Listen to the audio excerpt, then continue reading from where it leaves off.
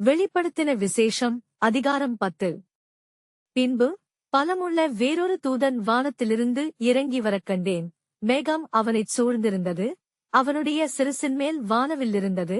அவனுடைய முகம் சூரியனைப் போலவும் அவனுடைய கால்கள் அக்கினி ஸ்தம்பங்களைப் போலவும் இருந்தது. திறக்கப்பட்ட ஒரு சிறு புஸ்தகம் அவன் கையில் இருந்தது. தன் வலது பாதத்தைச் சமுத்திரத்தின் மேலும் தன் இடது பாதத்தைப் பூமியின் மேலும் வைத்து சிங்கம் கெர்ச்சிக்கிறது போல மகாசத்தமாய் ஆர்ப்பரித்தான்.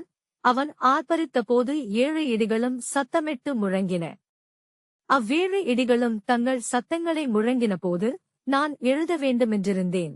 அப்பொழுது 7 இடி முழக்கங்கள் சொன்னவைகளை நீ எழுதாமல் முத்திரை போடு என்று வானத்திலிருந்து ஒரு சத்தம் உண்டாகக் கேட்டேன்.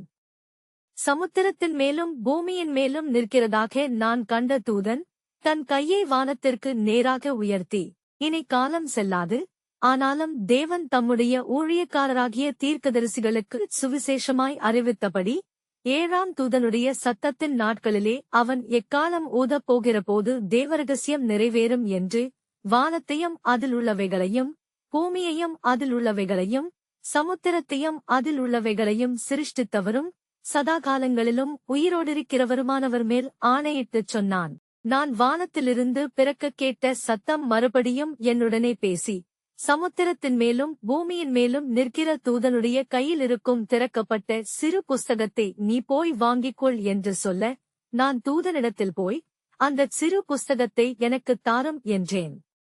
அதற்கு அவன், நீ இதை வாங்கி புசி, இது உன் வயிற்றுக்கு கசப்பாயிருக்கும், ஆகிலும் உன் வாய்க்கு இது தேனைப் போல மதுரமாயிருக்கும் என்றான்.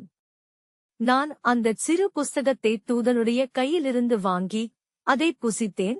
என் வாய்க்கு அது தேனைப் போல மதுரமாயிருந்தது. நான் அதைப் புசித்தவுடனே என் வயிறு கசப்பாயிற்று. அப்பொழுது அவன் என்னை நோக்கி, நீ மறுபடியும் அநேக ஜனங்களையும் ஜாதிகளையும் பாஷைக்காரரையும் ராஜாக்களையுங்குறித்து தீர்க்கதரிசனம் சொல்ல வேண்டும் என்றான்.